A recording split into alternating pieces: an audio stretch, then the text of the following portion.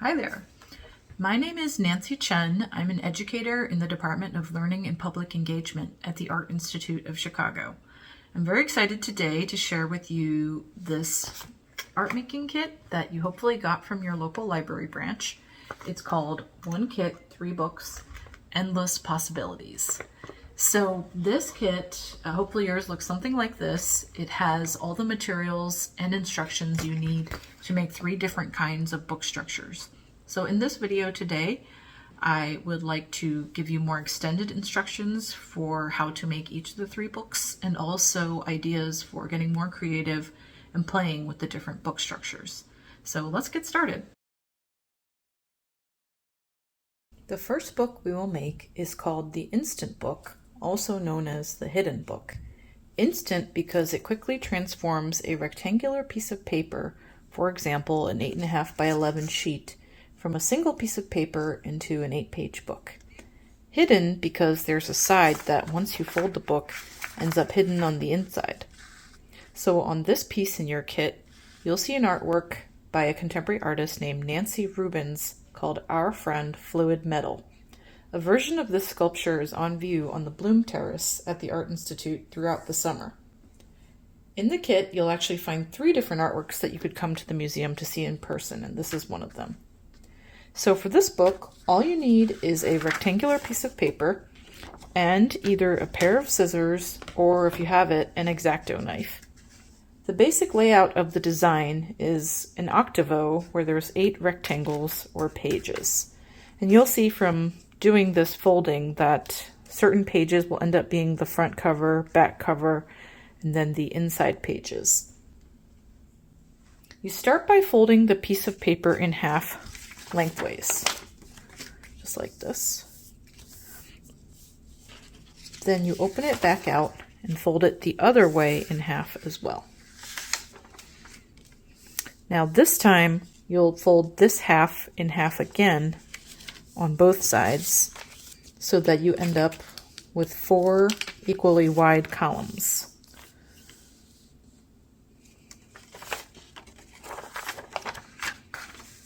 The next step will be to cut the line in the middle. You'll see a dotted line is illustrated across these 2 segments. You can use an X-Acto knife on a safe cutting surface, or you can use scissors. To use scissors, the easy way to do it is to fold it in half this way, and then use the scissors to cut through only to here. Do not cut all the way across. So once you've made that cut, now for the fun part. You pinch the sides together like this and bring them together in the middle so that it's kind of like a T. Here I've got my right thumb on what's going to be the cover of the book. I'm going to flatten the pages out this way. And then one more time this way. There's my 8-page book. Let me do that one more time, the folding motion, just so you can see it again. Start with the outside surface facing you.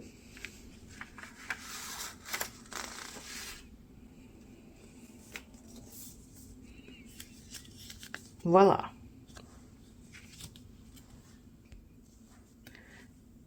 I want to also show you some examples of what other artists have done with this format. So I often see this format being used for a 1-page comic, rather an 8-page comic that starts out as 1 page. So you can see this is a miniature version. Each page is color illustrated. Nice and fun. Then I also have these 2 other examples. This one is a how-to for how to work with clay, how to turn clay into a ceramic thing. It's a nice little manual to share a skill. This one is an homage to Chicago women writers and artists. Just like the way that this little structure can be used in so many ways. So I hope you enjoy seeing these possibilities for this simple and classic format, and I hope it inspires you to make some hidden books of your own. Okay, book number 2 is the 3-hole pamphlet. So this is a simple book form that's a great handmade journal or sketchbook for yourself or perhaps as a gift for someone. So the supplies that we'll need for this book are the cover, which in your kit you will have a greeting card featuring one of several African American artists from the Art Institute's collection. This one is Archibald Motley, a painting called Nightlife that we all love very much. And so the greeting card is kind of a natural cover because it's already folded in half and it's of the right thickness to be the cover. We'll talk a little bit later about other materials you could use, but if you have greeting cards at home or even packaging, it could also serve as the cover. So we have the cover, and then we also have sheets of plain paper that will be for the inside pages. So these are going to end up being what's called the text block, the inside pages for the pamphlet. But when you get them, they'll probably be unfolded yet, so one of the first things we'll do is fold this in half. But I'm getting ahead. Let's finish going through the supplies. So in addition to the cover and the text block paper, you should have in your kit a needle for bookbinding. You'll see it's a little larger than your typical sewing needle. And then you'll have a bit of bookbinding thread that's kind of a waxed linen that is nice because it doesn't tear paper as much as regular sewing thread would.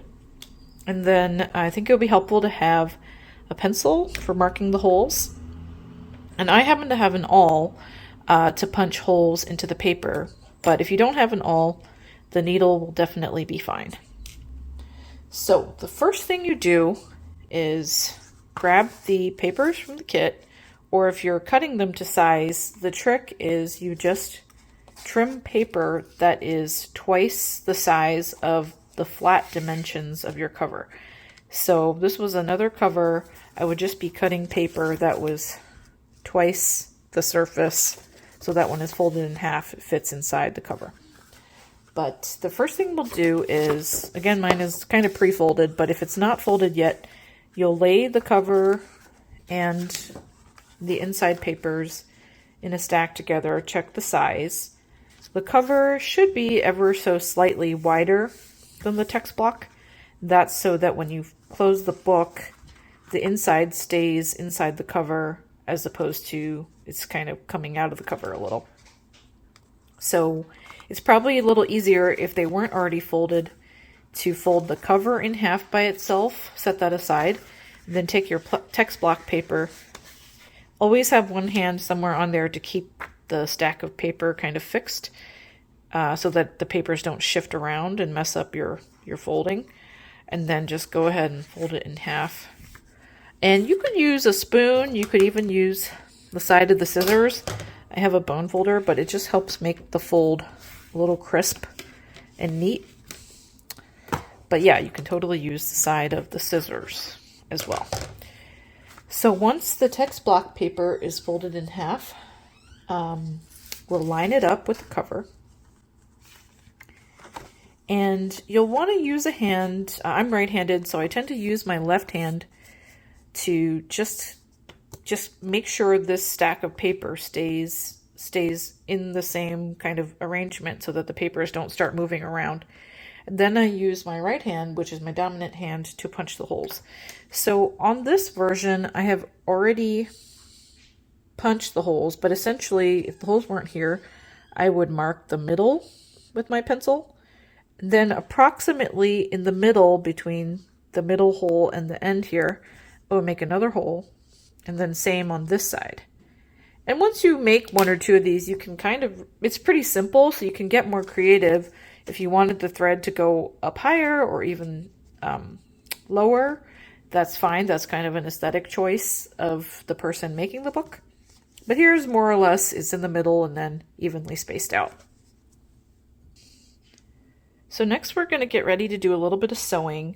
So with the thread you have in your kit, measure about twice the length of the spine of the book So you won't need a ton of thread for this. The sewing will be over before you know it. I'm going to go ahead and thread my needle. Should be nice and easy because the linen thread is pretty stiff. Pull it through a little bit. I don't usually knot it. So then again, with a hand to kind of cinch the book together, we're going to start with the middle hole from the inside. And we're going to go straight out on this side. And just be careful, of course, with where your fingers are. I don't have my fingers near where the needle is going to be coming out, so I'm not going to poke myself. And I leave myself a couple inches on the inside here for tying off. So now we're on the outside in the middle, and I'm going to jump up to the top hole, go through the cover, come back on the inside. So you want there to be a good amount of tension in this thread. You wouldn't want it to be too loose like that, but you also don't need it to be super tight. You would just have it to be a good amount of tension, kind of like what you see there. And then you're going to go from the top back through the middle. And when you do this, try not to have the needle go through the thread. Just try to have it go through the hole on the other side of the thread that's already there.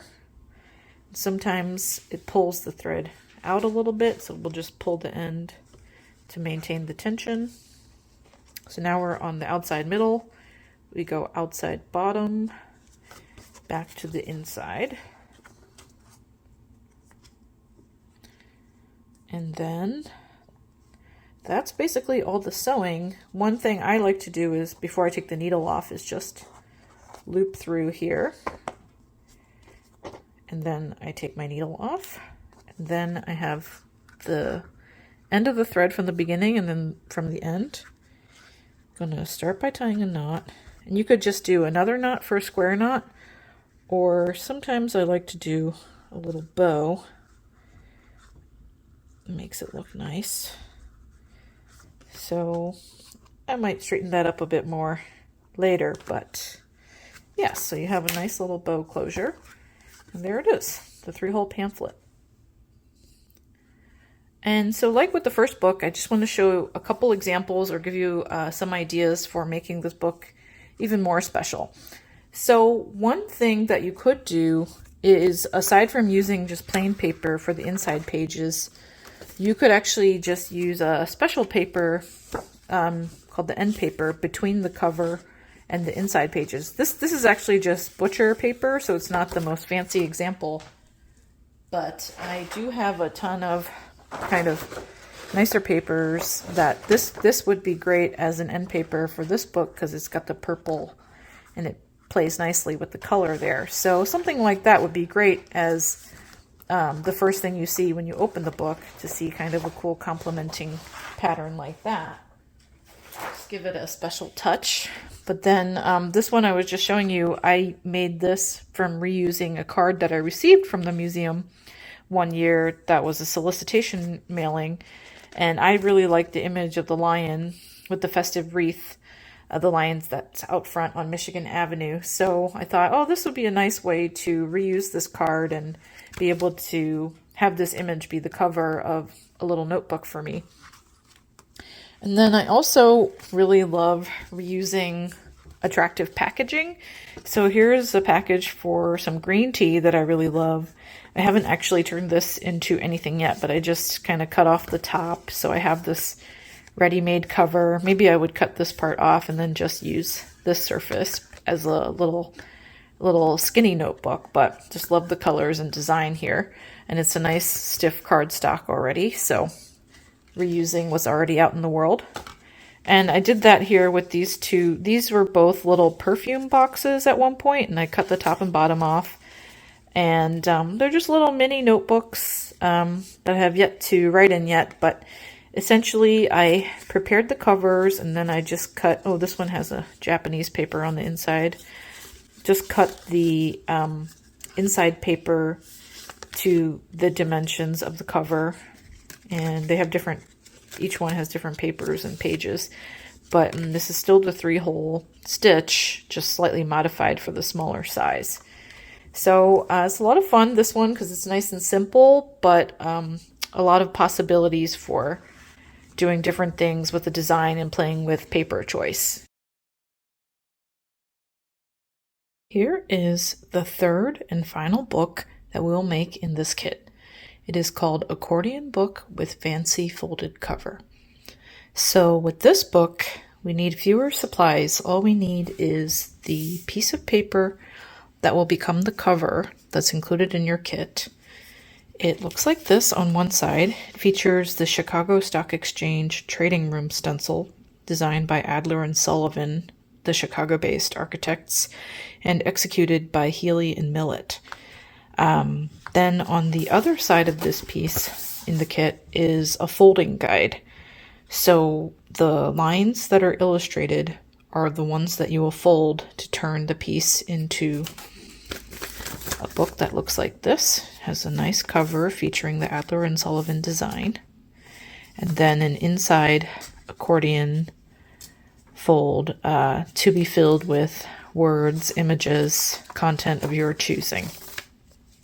So one thing to note on the folding guide is you'll see there are mountain folds where you are folding the paper to where the crease is coming closer towards you, and then a valley fold where the crease is actually getting further away from you. So the solid lines are valley folds where you'll end up making a V shape, and then the mountain folds are the dotted lines where it will end up being kind of like a mountain with the crease coming up. Okay, so this one, the folds they can be a little bit tricky to follow, so I'll try to do it slowly and explain very clearly. So this one's a little pre-creased just to make it easier for me to demonstrate. But the first thing you'll want to do is, if you can, find a straight edge, which most likely would be a ruler that you might have around the house. This metal one that I have is nice because it's nice and thin. So then when I lay it down, the first two folds I would recommend doing are these two long lines here that will end up being valley folds. So one quick note about the mountain valley fold distinction is sometimes it may be easier to fold the paper in one direction, say so you can see the line when you're folding, but then in the end you might have to bring it the other way for the final product. But for the initial creasing, it might be easier for you to fold it the opposite of what's indicated. So as long as this ends up being a valley fold, that's fine. But in order to make the crease in the first place, feel free to do what you have to do just to get that line in place. So we'll use our ruler to go ahead. This ruler is only 12 inches. You might have a longer one to where it can cover the whole line, but what I would do is pull the paper up along the straight edge so that you're making it easier to make a straight fold. So once you've kind of creased the fold, then you would come back over using your finger. Again, you could use kind of that side of the scissors or a bone folder if you have one, to just make sure it's nice and crisp. Do that with the other side. I've already used the straight edge to crease that line, so just know that I took that step earlier. Crease. Then the next thing I would do is these two lines here, which are valley folds. So the thing is, if your valley fold would be this way, but then you may find it hard to see the line while you're folding, so you might want to fold it this way first so you can see the line. And then once you have that there, bring it back over to be the valley fold. So do that for this line over here too. Okay. So we've got 4 folds, the 2 long lines, and then these 2 lines. And the next thing we'll do are the 8 lines in the middle here, between where my fingers are. So there's kind of 2 ways you could do it. I'll tell you both.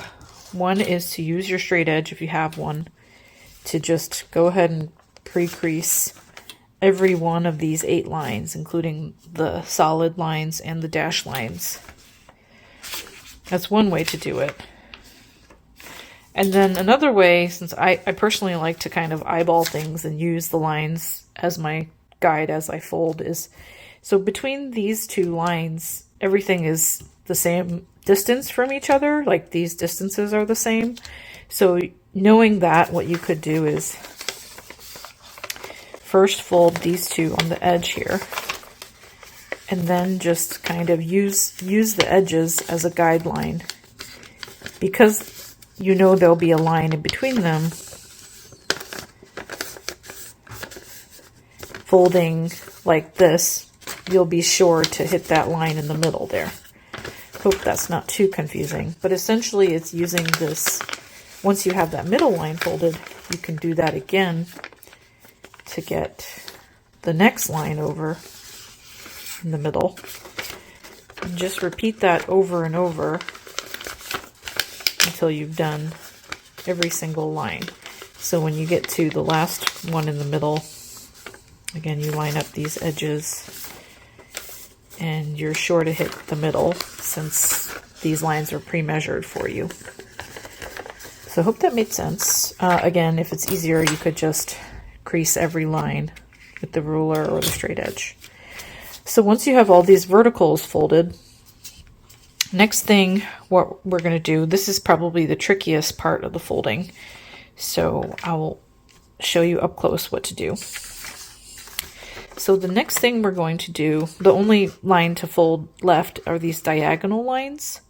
So what I'm going to do, what I suggest you do is, the dotted line is a mountain fold, so we'll mountain fold along this line. And then you'll kind of see that you could just fold this down diagonally like this.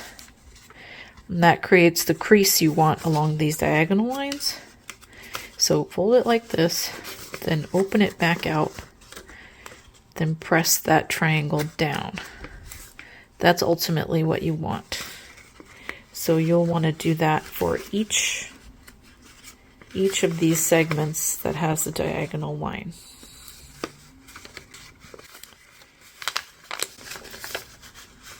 Be patient because this is kind of an intermediate to advanced fold. So it may take you a couple tries to get this fold right. But take your time. Pull this diagonal. Push that down. So then once you've finished a whole side, what's going to happen is you fold that line, that first line that we folded back down. If you see, as I open each one, there's a triangular tab that folds down.